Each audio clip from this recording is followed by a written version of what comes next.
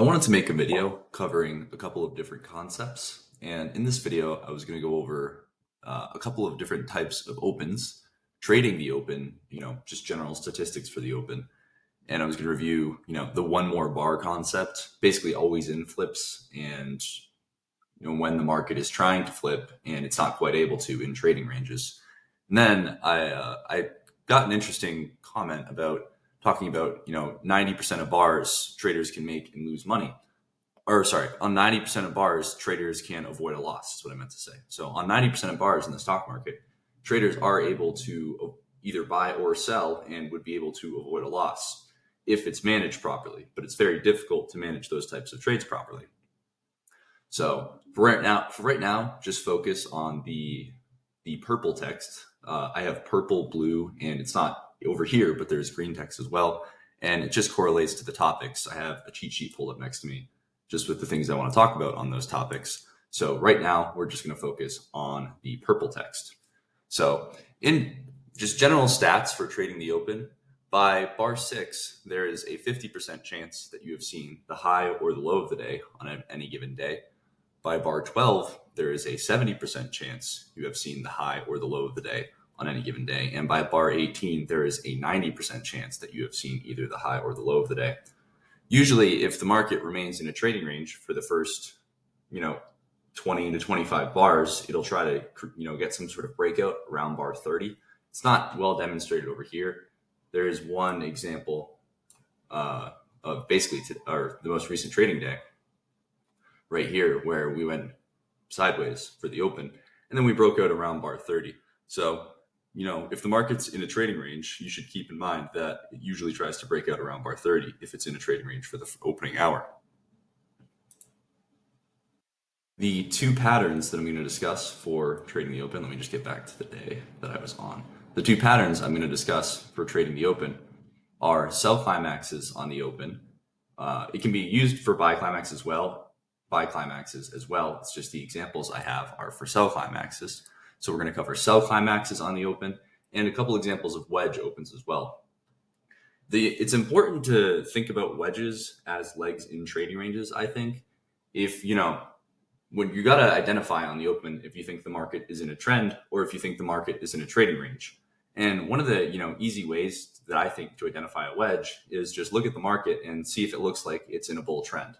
I think, this isn't the best example, but this doesn't look like a bull trend to me. We have a pullback here. We have a doji bar on the open, and a doji bar on the open increases the odds of a trading range day. We have another doji bar here, so we're pretty overbought as well. And whenever you have a bull trend day like this, a big bull trend day, there's a 50% chance of some sort of follow through buying on the open, which, is basically what this was. There's a 75% chance of at least 2 hours of sideways to down trading on the next day. So that means that if you're buying here, there's really only a 25% chance that you're going to get a bull trend from the open. So coming into this day, I'm going to talk a lot about context too, because I think context is extremely important. It's the most important thing in the stock market. But anyways, like I was saying, so coming into this day, it's unlikely that you're going to end up getting some sort of bull trend from the open. It's most likely going to be a trading range or you're going to get some sort of sell-off. This was dramatic and unusual. However, it was more likely that we were going to go sideways to down.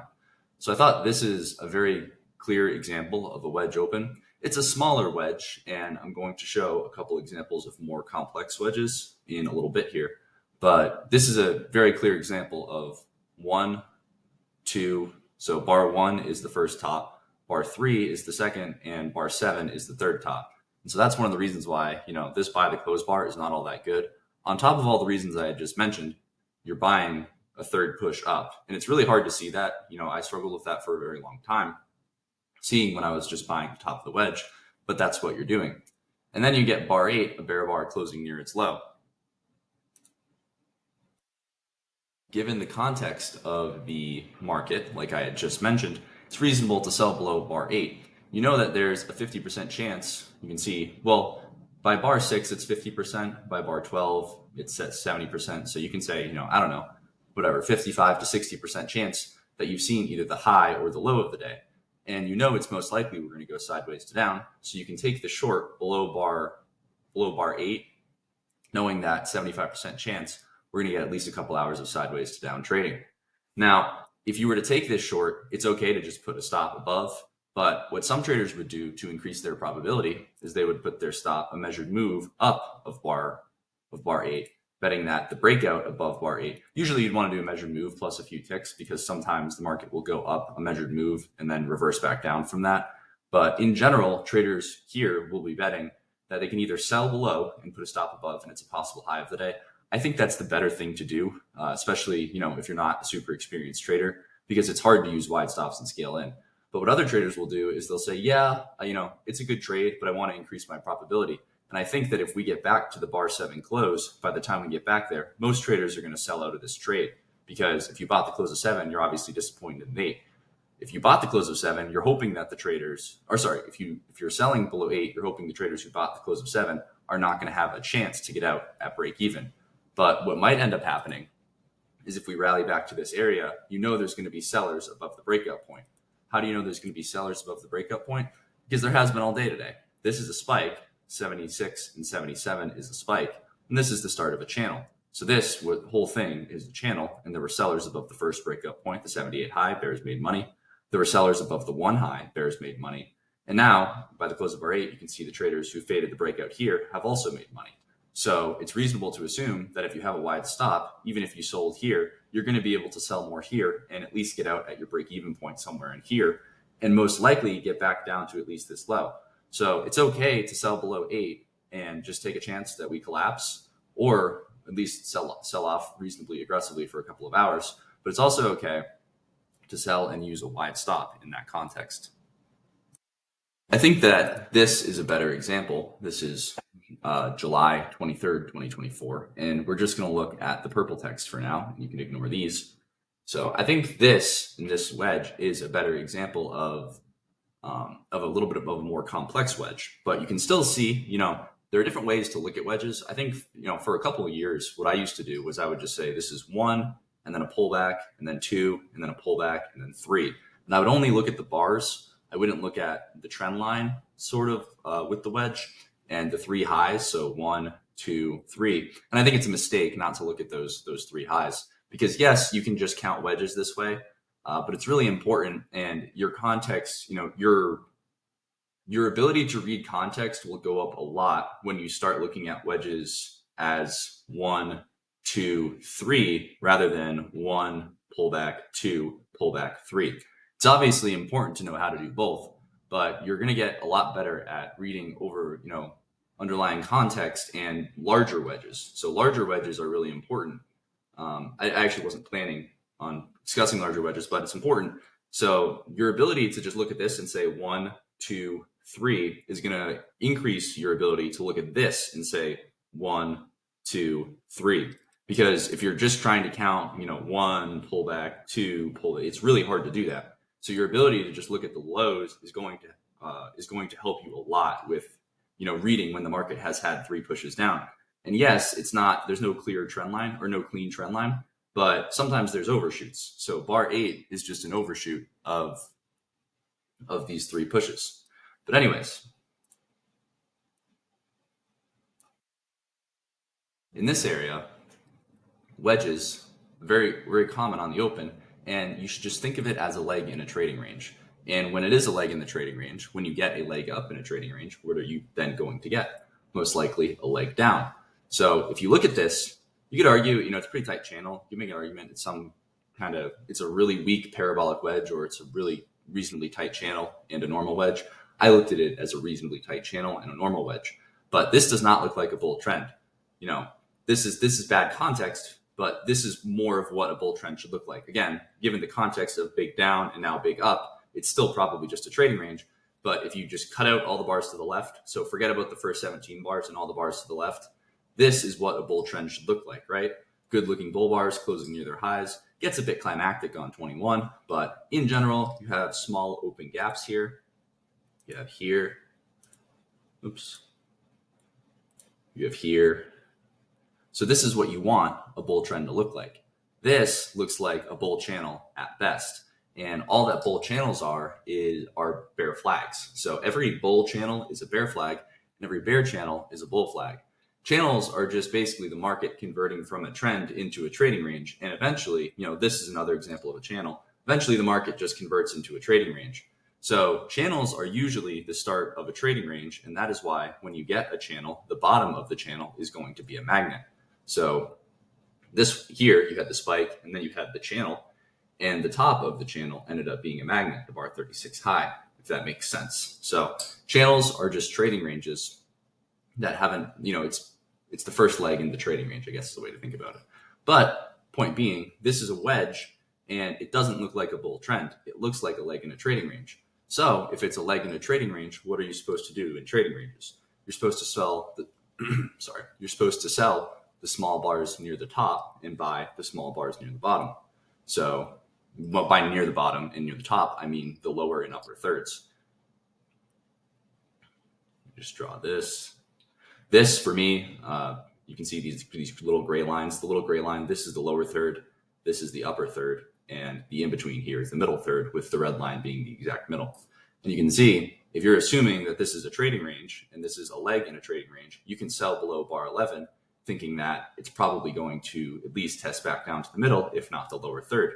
What you don't want to do is sell the bigger bars with the bigger risk down here, because now your risk is large and you're now in the lower third of the trading range and you want to be selling in the upper third.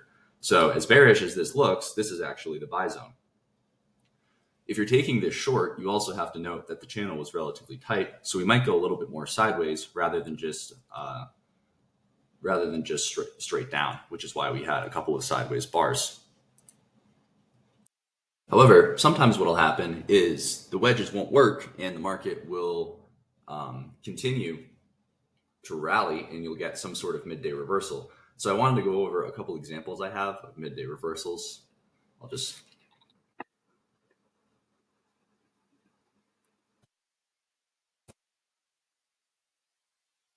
Sorry, 1 second. So here we have, sorry, I have a couple written down. Just bear with me while I pull them up. So I wanted to look at, I'm cherry picking specific examples out of all of this that I specifically want to show. I could sit here and go through all of these. I'm not going to do that, but there are very specific examples that are kind of demonstrating the thing that I'm talking about. And I thought this was one of the good ones. You can see here, we have 1, 2, 3, but the market keeps going. To me, this is not a very clear example of a wedge, but it's a clear example of what I'm talking about. This looks like a leg in a trading range. It looks like a channel. It's a reasonably tight channel, but this does not look like a strong bull trend. Look at the limit order bears. If you sold above the bar 1 high, you sold the breakout, you made money. If you sold the breakout above here, you made money. If you sold the breakout above here, those traders, they make money. If they sold the breakout above here, and all of these, if they sold, it scaled in, sold, scaled in, sold, scaled in, they made money. This is a better example of a low 4. So you have the low 1 here for the bears, the low 2 here, and the low 3 here, and then the low 4 here. So low 4s are reasonably high probability trades. It's just consecutive low 2s. You can think of it however you'd like. But again, this isn't necessarily a great example of a wedge, but it's a great example of showing something that looks like it's probably going to be a leg in a trading range and is probably not going to last all day. And then we get the trend line break here and the lower high major trend reversal. So lower high major trend reversal over the course of 10 to 15 bars. Usually corrections are about half as many bars as the wedge itself. So if you have a 27 bar wedge, you're expecting 13 to 15 bar correction. And you can see from 27 to 40 was basically where the reversal down started. It's also a midday reversal, but a lower high major trend reversal where the correction of the wedge was about half as much as the wedge itself. So another example that I wanted to show, where was it? So October 24th. Yep, this was the one. So this is another interesting example. You can see we're getting a really good bull close bar 1, a good bull close bar 6, a good bull close bar 8. We're getting a lot of strong bull closes, except the market is not. By the way, ignore these buy signals. I don't think this was made by me like a year ago, and I think a lot of the stuff on the trading is probably wrong. A lot of these slides that I have, a lot of the information from a couple of years ago, 2022, is probably terrible. But making slides is really helpful. At the end of the video, I'm planning on making a slide to close the video. But I think one of the reasons I make these videos and make the daily reviews is because they help me a lot. So um, that was literally the main drive behind making these videos. I've pulled it up in other things before, but I used to just write things out, and then it became too long to write out because I'd be writing multiple pages a day. So I started speaking them, and I just have, from 2022, basically, I have a bunch of old recordings on my phone from when I used to make them on my phone, and then I just decided to start posting them. But anyways, back to what I was saying. We have a lot of strong bull closes here, but they're not getting good follow through. So you have to ask yourself in this area, if you're trying to buy the close of R12, which I don't think is a very good idea, but I marked it on this day. But if you're buying up here, you have to ask yourself, look at all this trading range price action. Do you think that this is going to turn into a strong bull trend with, these consecutive bull bars? Probably not. You probably wanted 12 to be bigger. In general, when you have a smaller opening range, the odds are increased of a trend day because the daily range should double, triple. So the odds are you're going to get some sort of strong breakout.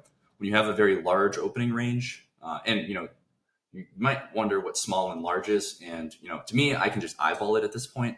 But for probably 3 years, what I did was I would track the past 20 daily ranges, and then I would average them out, and I would consider that the average day's range. And then I would track the opening ranges. So for me, I would have classified this bar 1 to bar 9 as the opening range. You can make an argument it's bar 1 to bar 17 too, but I would have probably used this as the opening range. And I would track the past 20 opening ranges as well, and then I would average those out, and then I would use that as the opening range. So I could literally tell with the numbers if it was smaller or larger than the average ranges we had been getting. Again, at this point, I don't do that anymore. I can just look at it and I can tell what it's doing, but that's a very useful thing to do, I think. But anyways, I'm getting very sidetracked, but we're getting a lot of strong looking bull bars in here, but they keep being followed by these bear bars, and bears are making money on limit orders. So this is not an example of a strong bull trend. And if it's not a strong bull trend, what is it probably? It is probably some sort of leg in a trading range. So that was basically, and I'll show, well, just for clarity, pull the video up on another tab and look at a strong bull trend and compare it side by side with what I was just showing you. I'll just look for a good one. Yeah, look at this. Strong bull bars closing near their highs. A very weak pullback here. It's only 2 or 3 bars. More strong bull bars closing near their highs. We're getting open gaps. Yes, this looks like, and look at the bears here. This looks like a leg in a trading range, and it's going down. So it's probably a bear leg in a trading range, meaning that we're probably going to end up bouncing. And sometimes you don't, and sometimes you get breakouts below. But that's a different pattern for a different day. But you can see here, strong bull bars, strong bull bars, strong bull bars. So good for the bulls, we're probably going higher. That, compared to the context here for the bears, not as good. And again, this is just one type of open. There are hundreds of types of opens. And I think if you own the encyclopedia by Al and you scroll all the way down on it, you'll see basically an Excel sheet, and it has all of the names of the opens listed in alphabetical orders, and he has tons of examples of them in the encyclopedia. So if you're trading, let's say you see this and you think a wedge open is forming, you can go into the encyclopedia and go into basically the search tool, and you can find wedge opens. You say, okay, tight trading range, and then, or he has big gap down, and then sell climax in the open, or whatever it is that you want to see. You can type into the search tool and you'll just be able to pull up 20 to 30 different examples of that particular pattern. So I think the encyclopedia is a really, really useful tool. It's like $100 for what you're getting. It's very, very cheap. He has like 8,000 slides in there. So if you want to go through them, that's one of the ways I study is I go through those slides, but that's thousands of hours of study material for like $100. So it's very, very reasonably priced. So that was my wedge opens demonstration, and I wanted to give a different example of sell climaxes on the open, and that would be over here. So I think this is a really important pattern as well. You can see, first off, look at the context. What did I say about after a strong bull trend day? 75% chance of 2 hours of sideways to down trading. So after a strong bear trend day, 75% chance of 2 hours of sideways to up trading. You can see we're breaking out basically below this bear channel line, and we're trying to break into a stronger bear trend. You know that there's a 50% chance of some sort of sell climax on the open. And on any given day, moves on the open are not as strong as they appear. So you can wonder how we get violent reversals like this, but it happens because there's a 50% chance any sort of sell climax is just a vacuum test of support. And it's not, so this is not 60% chance for going lower, because you know that the odds favor 75% chance of 2 hours of sideways to up trading. And you know that 50% chance in general, that this is some sort of sell climax on the open and not the start of a strong bear trend. So even if this context didn't exist and it was just neutral yesterday, this can still be a sell climax test of support. So moving on, you note that this is probably, basically the odds do not favor the bears here. And so you have to ask yourself when you're buying looking at this small bar, is this a vacuum test? We're pretty oversold. We're probably going to bounce. If this is a vacuum test, then this isn't as strong as this appears. And this is certainly not as weak as it appears. It's also, we have a pretty small opening range, 40 points or day so far, 40 points. And you say 40 points is a pretty big day. And I would usually agree with you, except for the fact that the prior day was 90 points. So it's reasonable to think that the day is not going to be half the size of the other day. And it might be more like a 60 to 70 point day. So you can assume that the daily range is going to expand 20 to 30 points. And if we start to rally, we might break out to the upside and the daily range could expand to the upside. So you can buy here with very small risk and you have a really, really reasonable chance of making a pretty large reward. So I wanted to show a couple more examples of sell climaxes on the open. See, I have a June 11th example that I'd like to show. You can see it's the same thing here, a gap down and a sell climax and then a reversal, and we get a rally for most of the day. This is an example, or this is a pattern that I studied a lot in Al's encyclopedia, so I know it pretty well at this point. The April 9th example as well. You can see a sell climax and then a reversal up. Oftentimes, depending on the sell climax, the market goes up in sort of a channel. That can make it difficult to stay long for most of the day. That'll happen when you get a sell climax and then an inside pattern. A lot of times the market will make a channel up instead of just a straight bull trend, which makes it hard to stay long. So that's more of a Walmart trade. And then February 23rd, I believe, was in parabolic wedges. Oops. So February 23rd, 2021 was what I wanted. And you can see a sell climax on the open and a strong reversal up. So pretty strong, pretty good looking for the bulls here. At least expect, this is a tight channel, so it's a breakout on a higher time frame. So even after the pullback, the odds are we're going to get some sort of second leg up from this. And that's kind of, that's the important thing about like 15-minute charts is the 15-minute chart, it's not, you don't have to actually trade it, but what you have to understand is that you have 36 straight bars here. So that's 12 bars on the 15-minute chart. And what do you think those 12 bars on the 15-minute chart look like? They look reasonably strong. And so you'd have to imagine that this is going to get some sort of second leg up. Even if it's all the way over here, it took a while because remember, 30% of the time when you get a breakout like this, well, I'll just use the 15-minute chart for this for 725. 720. Sorry, there's a lot of notes on here. I don't know how well we're going to be able to see it. Okay, so you can see here it's a reasonably strong breakout, and 30% of the time the market will test all the way back down and go below the bottom of the last leg before it gets the rally. So that was basically it for trading the open, and I wanted next to discuss the concept of one more bar. What I mean by one more bar, I'm going to actually pull up the first example on the 26th. What I mean by one more bar is situations where traders need, so we're now onto the blue text, so you can ignore the purple and the green text. What I mean by one more bar is situations where the bulls or the bears need one more bar to flip the market to always in long, always in short. And I think a prime example of that is something like bar 11. The one more bar trade, this is a great way to, lose money basically. I have lost so much money on these types of trades. A couple of years ago, especially. And I was always very confused as to why I was losing money. But really what it is if you took the buy above 11 on Friday, what were you hoping was going to happen? You were thinking, if bar 12 looks like bar 11, we're probably going to get a swing up. And you're right. That's true. And why is that? Well, because if bar 12 closes on its high and it's a big bull bar, then the market becomes clearly always in long. It's not clearly always in long here. We need a breakout above the top of the trading range. This is a tight trading range on the open in a very small day so far. So the daily range, like I said earlier, is likely to at least double. So what do you want? You want bar 12 to look like bar 11 and close on its high, because then the market would be very clearly always in long. We're probably always in long for other reasons, but then the market would become very clearly always in long, and the opening swing would probably be to the upside, except for the fact that you're probably not going to get the one more bar that you want. And if you're buying here, your risk might be really large because your stop might be down here. Your stop, in general, by the way, in trading ranges, the market will go below the second lowest support level and not the lowest. So you can't buy above here and have a stop here because that's the second to lowest support level. And oftentimes the market will fall below that, but not below the lowest, which is the low of the day. But the problem is you can't really buy above here and have a stop below here either, because you're buying the top of a trading range and allowing yourself to get stopped out at the bottom of the trading range. So if you're taking the buy, your options would be to use the tail on bar 13. You see 12, you get out immediately at the market with a very, very tiny loss, or to be buying with a super wide stop down here, maybe a measured move down, and you're adding on below bar 1, and you have to ask yourself, are you fast enough to get out here, or are you confident enough in yourself to scale in down here?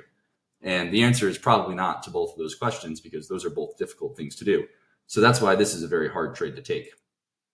And that's why it doesn't make a lot of sense, because you have big risk at the top of a trading range, and big risk means it's probably not going to work. 13 was a bit of a different example. 13 was a really strong bear bar closing near its low. It's the biggest, most dominant bar of the day. It was very reasonably likely that we were going to start to get a reasonable swing down here, except we didn't end up getting it. You can see we got a disappointing bar 14. The bears needed one more bar on 14. I thought it was more likely they would get it than the traders here. Yes, still big bar, big risk, but I think the bulls needed one more bar to clearly make the market always in long. I think this flipped the market to always in short. So I think for the bears, get some water.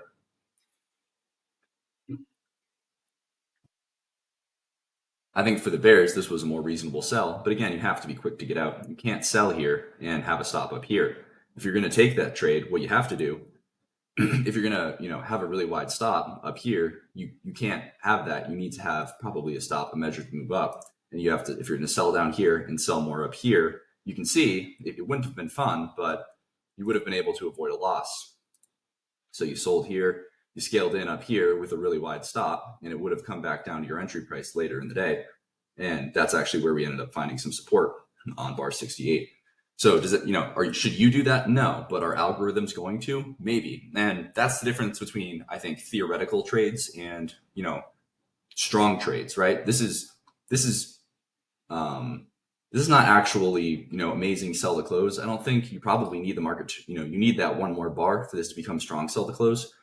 And if you don't get it, most actual individual traders should just get out in here, get out above 14 and just be done with it.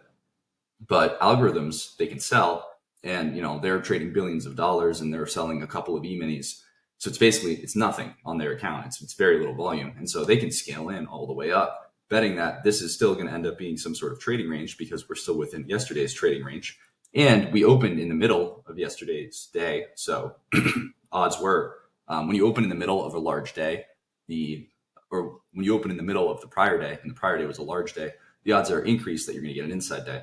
So they'll sell and scale in and scale in and scale in, betting we're going to get back to maybe their initial entry price, which we probably will, by the way. I would imagine we're going to end up getting back into this area probably on Monday. But they'll sell and scale in and scale in, and they were at least able to avoid a loss over here, which is one of the areas where we bounced. So my next example that I wanted to go over was a couple days before that. You can see here on Wednesday, the bulls, well, I kind of mentioned this in the daily review, but I'm going to go over it again. We have a big bar right here, bar 44. And what 44 really is the bears giving up on the bear trend. And they're just saying, we're probably going to go sideways for a couple legs, maybe an hour or two. And this is a trading range, right? But you can't buy 45.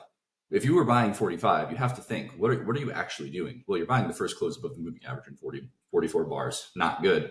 And you're buying near the top of this channel. So this is a big, regardless of the fact that it's a big bear trend day, you're buying near the top of this channel, right? Because this is the spike down. You can see you got a spike here, pull back, and now this is the start of the channel. So this is probably where the trading range started. So you're buying too high in that trading range. And if you're buying 44, what's your premise? You're a big bar, big risk towards the top of a trading range. What you're hoping to see is that bar 40.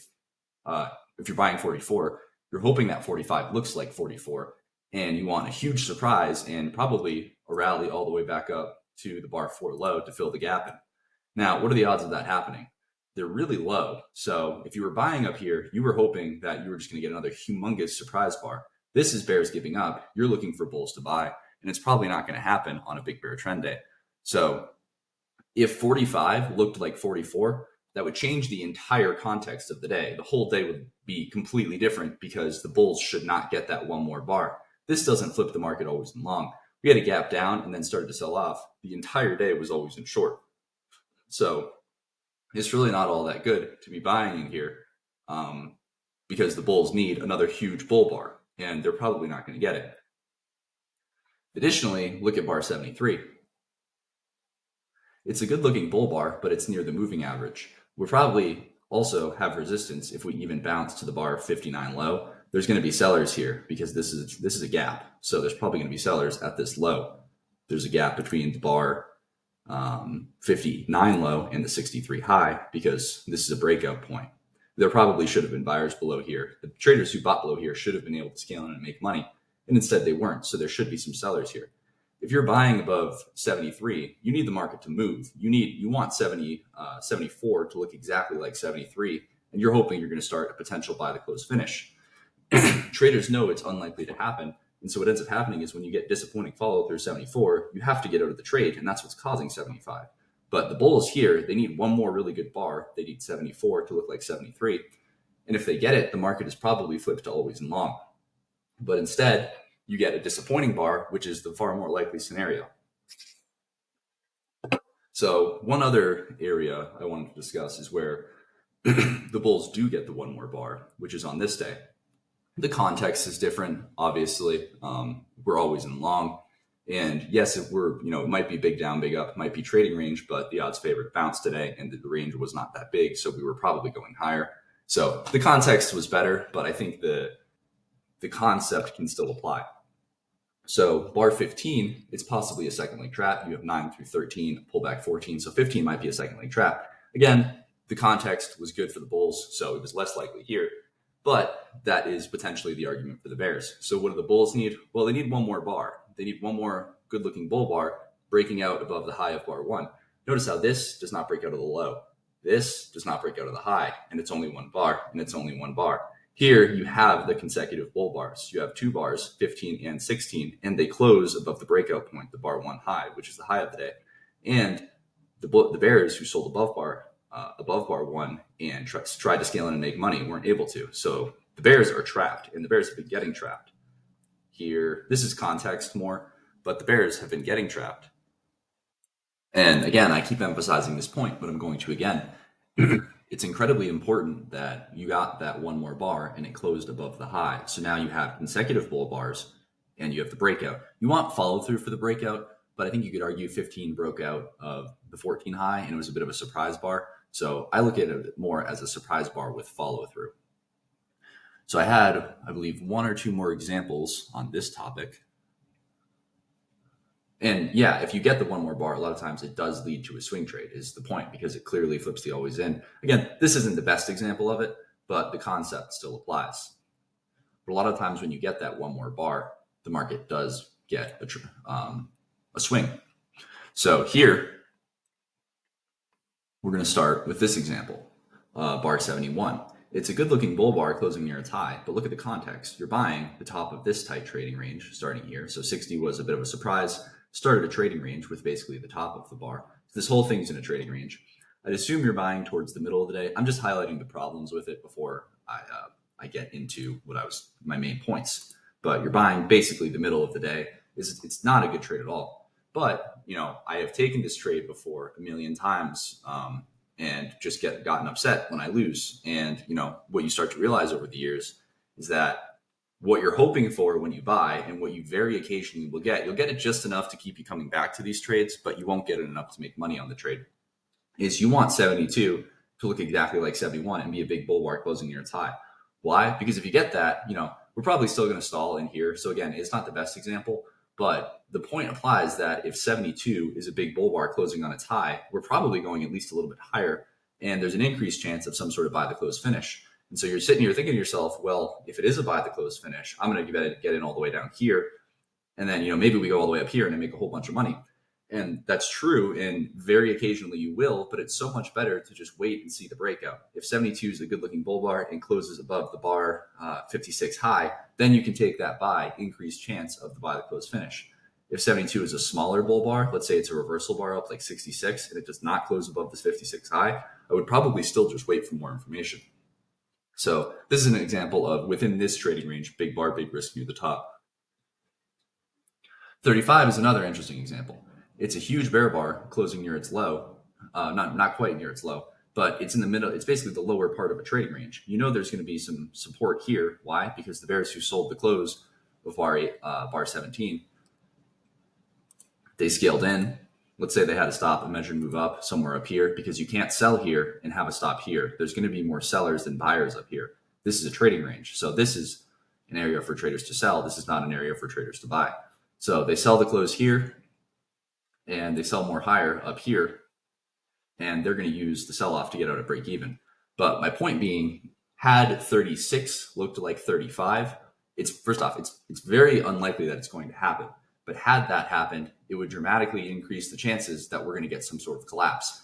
It would change the entire complexion of the day. If you're selling below 35, and we've all done it, if you're selling the big bar at the bottom of the trading range, you're hoping 36 looks like 35, and then you're going to get some sort of measured move down, and it's the start of a giant bear trend, and you're thinking, well, hopefully I'm hoping that I can make at least 30 points. That'd be really awesome. But the reality is you're just almost never going to get the 36 looking the way that you want it to. So this is just a big bar at the bottom of a trading range. Yes, it probably flips the market to always in short, but it's always in short, low in a trading range. Always in short or always in is not what you want to be trading in trading ranges unless you're willing to scale in. Like if you're selling down here and you're scaling in up here, fine. Or you're buying here and you're buying more here. If you bought the close, I'm going to just use this from the next example real quick, but you buy the close 23, let's say you buy more at the low of the day. Surprise, surprise, you can avoid a loss. So this is what I mean when I say, or what Al means when he says on 90% of bars. This is my interpretation of what I think Al means. I guess I'll say it that way, because he's much, much smarter than me. But if you buy this close and you scale in below the bar, you can see the break-even price is right here. So yes, 90% chance if you buy and scale in, you're going to be able to avoid a loss. Doesn't mean that it's something you should be trying to do, though. You shouldn't be trying to trade with a 90% win rate. It's going to be very difficult and mentally taxing, and you're not going to be able to do it. You're going to make too many mistakes. Everyone would. That's algorithm trading. So a couple other points. I believe these are my last two. Yeah, so these are my last two on this type of slide. But bar 18, a big bull bar, bar 19, a big bull bar closing near its high. Yeah, we're always in long from this, but it's always in long in a trading range. And what do the bulls want? They need one more bar. They need bar 20 to be another big bull bar closing near its high. Even if they get it, this is still a little bit climactic. I'm not sure how much higher we're going, but it would be a breakout and it would increase the chances of some sort of bull trend day. But there's no way I'm buying up here. You're risking a reasonably good amount and you're buying way too high in the trading range. This is more of the sell zone. I know it doesn't look like it because of how strong this is, but you have to keep in mind we're probably not going that much higher. So yes, could it be always in long if we get, could it be, we're going to go higher if you get another strong bull bar on 20 closing near its high? Yeah, but again, this is trading range always in long. This, you can't just ignore that this happened. This is still trading range price action. It's true we haven't closed below the moving average yet today, so that's good for the bulls. But this is, the breakout above, you need a strong breakout. You need, look what we had. Again, on that other example, we had consecutive bull bars closing above the resistance area. Here, we don't have any bull bars closing above the resistance area, which is the high of the day. So the way I was going to transition this, we're going to move on to the third topic, which was talking about a little bit deeper about the 90% thing that I had been mentioning. So I'm going to get into a few examples of that. And basically, the one more bar concept is when you're hoping for things to become clear. The always in concept is when things do become clear. So always in The one more bar is you're hoping for an always in flip. And when you get the always in flip, you have to know how to treat it, because oftentimes you get the always in flip in a trading range or a attempt. You could argue we briefly went always in long here, but it's going to be brief because this is a bull. This is a bear trend overall. So this isn't going to lead to a big bull trend. It's going to lead to a trading range at best. So it's not good to buy this close. But if you're, I want to show some examples of the way where you can take a terrible trade and scale in and make money. If you're an algorithm, again, you don't want to do this as a normal person, but just diving a little deeper into, the thing where Al says 90% of trades, if managed correctly, 90% of the bars, you can make money if you manage them correctly, buying or selling. This, you can't make money as a bull buying these closes. It's pretty much, it's insanely hard to do. So this would be an example of the 10% where you're not going to make money buying the close of 20 or 21 or something here. But if you were to buy the close of, well, first off, I guess if you scaled all the way in down here and bet on this coming back, then this trading range might have bailed you out. But I guess I can find an example. I know you guys know what I'm talking about when I say those examples, but I would just like to pull one up. So bull trend from the open. I think I can go back to that small pullback bull trend example. Right. So like 10% of the time, selling the close of this bar, you're not going to make money. This is I'm trying to find a really good example of the 10%. So like in here, selling these closes, you're just not going to make money doing that. But again, 90% of the time, it's because the market's in a trading range, some sort of a trading range, almost all the time. So here you can see it's not good to buy the close of 30. It's not a good idea. But if you did it on the premise that this is strong enough that if we break below it, we're not going to get a measured move down, what you could do is you buy the close of 30, you put your stop, a measured move below, and you're willing to scale in more below here. So where's your average entry price? It's the midpoint between the high of 30 and this low. So your average entry price is here, and it's not that surprising that 67 was a vacuum test of that area. That's what ends up happening is, a lot of these vacuum tests are tests of support and midpoints, etc. Bar 8, I kind of already discussed this, but bar 8, I'm just, making sure I have the right stuff. I'm just looking at my notes real quick. Sorry. So if you sold the close of bar 8, again, it's not a good idea. You probably shouldn't do it. The risk is huge, and it's probably a trading range. But if you did it and you have a wide stop, a measured move up, you scale in higher on bar 20, you see, this is why you can't have a stop up here, because it's going to go stop you out and then go back to your entry price. But if you sell this close, you sell more at the high, and then you can use the sell-off to buy back your shorts. Even if you bought the close of 19, you knew you were buying the top of a trading range. So it's not good to buy because you're buying the top of a trading range. And your options are, you can't have a stop down here because this is the bottom of a trading range. This is strong enough to make me think this is a trading range if we do go down. So you can't buy with a stop down here. But if you bought 19 with a measured move stop and you added on here, you could have waited for it to get back to your entry price and made money. But you're probably watching me draw this trade out and saying, I do not want to do that at all. There's no way. That's exactly why you can't really take this trade. So this is still part of the 90% of the bars you can buy and theoretically make money. But you can see how it's just really difficult if you're going to do that sort of thing. And I think I mentioned over here, same thing. I believe I have one or two more examples of this, and then we can move on. I know I want to do this one. Let me just see if I had anything else that we haven't gone through. So we're coming back to this day. I'll just mark it. This is my last example, I believe. I just want to scroll through. I suppose I can make this point too. Even bar 44, if you bought and had a crazy wide stop and you're scaling in, you can see we even retrace back to that area. So this is not the best example, but the point overall makes sense in that if you're using really wide stops and scaling in, you're going to be able to find a way to make money the vast majority of the time, but it's very, very difficult to do that. The only area where, doing that kind of thing might make sense is on days like this where, it's just sell high, buy low, sell high, buy low. It's clearly in a tight trading range. So the traders, even who are buying the close of 42, you're not buying the close of 42 with a stop down here. You're buying the close of 42 with a stop, a measure move down, maybe plus a little bit. You're scaling in lower and you're using the rally to sell out of your longs. So they buy, they scale in, they use the rally. Traders, if you sold the 45 close, you sell the close of bar 45. Sorry, stop is a measured move up, not down.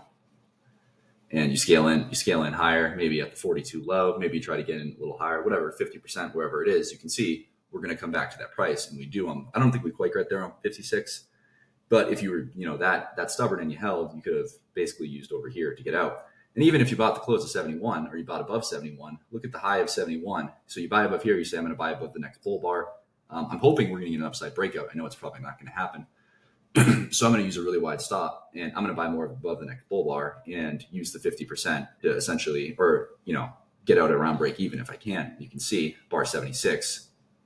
That's where we sold off during 77. So you buy here, you buy more above 76, and it's exactly where we go on 77. So to wrap up the video, I'm going to basically make a slide.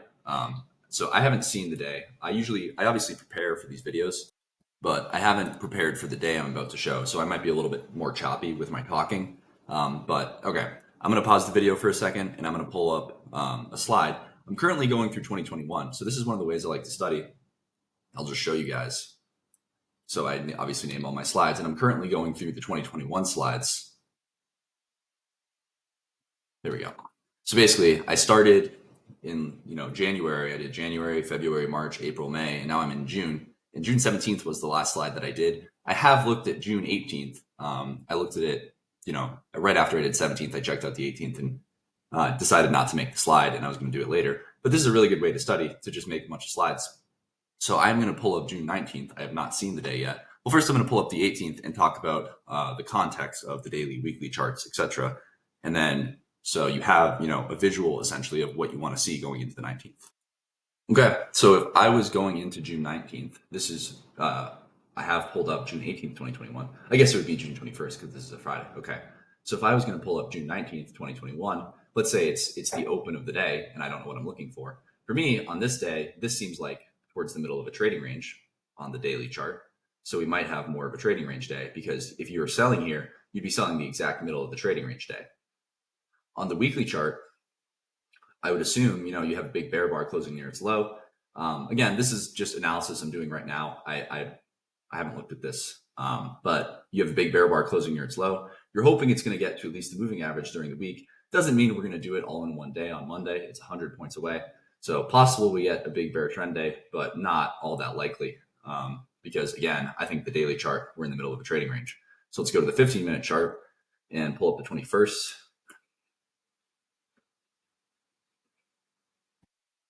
It's just loading.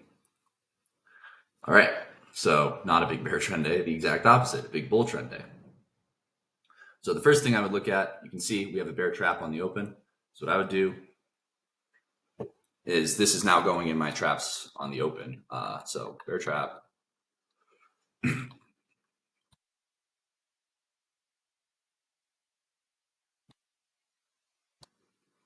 And this screenshot would now go, whenever I finish it, is going to go in my traps on the open slideshow. So it'll be in here. Oops, this is not what I wanted. One second. Okay, so generally the first thing I would do is look for trend lines and channel lines. This is a spike and channel bull trend day with the trap on the open. So we have the spike, this is a pullback, but another strong spike. And then we have a channel. You can see we're getting higher highs and we're getting higher lows. So I would draw some sort of channel line. Usually I would just draw the top line, because this I would have to draw through so many things. And it's kind of implied, but you can draw it if you want. You don't want to sell on this type of day because it's been so bullish. So then I usually do these things, change the colors. Sorry, this is the end. It's going to be a little minorly tedious because this is just how I do it. And again, bull trap versus a bear trap, possible low of the day. You can see we're getting reversals up from the moving average. Bulls are aggressively buying the pullbacks. So you can buy, maybe bar 3 consecutive bull bars, taking a chance that we break far above the bar 1 high and the daily range, doubles, triples, whatever. And this is a big bull trend day. you'll notice we have an open gap with the bar 1 high and the bar 6 low, meaning the traders who sold above the bar 1 high and tried to scale in higher and make money were not able to do so. Usually, when you have a bull trend day, you have two open gaps. And you can see we have a second open gap here. The bar 6 high, the traders who sold and scaled in, trying to scale in above the breakout point, they are unable to make money as well. And you can see we even had a third gap with the bar 10 high and the bar 13 low. So the traders who sold above here, hoping that this was going to convert into a trading range, they got trapped as well. And when you have three sets of trapped limit order traders, the odds are the trend could go a long ways. Granted, this is too climactic to last all day is the thing. If you want a small pullback bull trend day, you want something that looks not. A lot of these are not small pullback bull trend days, by the way. I didn't when I started making these slides, I didn't really know what they meant. It doesn't look like it's going to last all day, which gives it a better chance to. Let's look at something like this maybe. You can see how we have open gaps, but it's moving up in sort of, a slower fashion versus this is really climactic and really quick. So, we moved basically a daily range average 43 within the first 18 bars of the day. We're not going to go up, 300 points today. It's 0.01% chance that something like that's going to happen. So when I see this, to me, what I see is probably some sort of spike and then sideways and possibly a buy the close finish or a spike in channel. In general, when you get this sort of thing, the climactic open, the market 60% chance it's going to go sideways. I mean, you could argue this is sideways, but 60% chance it's going to go sideways for most of the rest of the day. 20% chance that it's just going to. Well, again, this isn't. 20% chance it's going to go up all day, but it probably won't go up this strong, and 20% chance you're going to go sideways and then get a reversal. If the climax on the open was a little smaller, so let's say we got a climactic move up to like bar 12 or 15 in here and started to go sideways, I would be looking for a reversal up for a second leg up around bar 40. But this is so strong, I don't think it's going to get a second leg up today. It might, but in general here, I'm looking for this to probably be a trading range for most of the rest of the day. At least that would be my opinion. So it's possibly a parabolic wedge, bar 1, bar 8, bar 17. So again, expect a couple hours of sideways trading. I'm just trying to highlight the main points here, but you get what I'm saying. Open gaps, and these are all by the close bars. So I would put by the close here, by the close here. So I'd be putting blue things or green here. You don't want to sell anything. You want to wait for the trading range to establish itself, and then maybe look to buy low and sell high. But it's probably not worth doing. You're not taking this midday reversal. It's the first time we've touched the moving average. Yeah, some traders would argue, it's a small trend line break and maybe some sort of higher high attempt at a major trend reversal, but it's probably just not going to happen. You can see we have wedges in here, so you can draw all sorts of channel lines. You can see we have a breakout above this channel line here, and it becomes climactic. But yeah, I just wanted to give basically a basic overview of what I try to think about when I'm building these. You can see we have an II here. So, I would do more typing normally. Instead of talking, all the things I'm saying right now, I would just end up writing them down, but I'm just saying them here instead. We have an II, which is probably some sort of final flag, meaning that we might go up a little bit higher. You can see we have a breakout above an II, so a breakout above a final flag, and then it fails back into the range. So if I were to finish this slide, which I probably will after the video, breakout of, let's just look at final flags. So breakout above or below final flag, and then a failure back into it. So I would look for that. I would put that in that slide as well. So yeah, that pretty much is going to conclude the video. Again, discussing trading the open and statistics on the open, the concept of one more bar and how it relates to always in and always in flips, and the quote unquote 90% rule of you can make money on 90% of bars, but only if you're willing to use extremely wide stops and scale in. All right, that's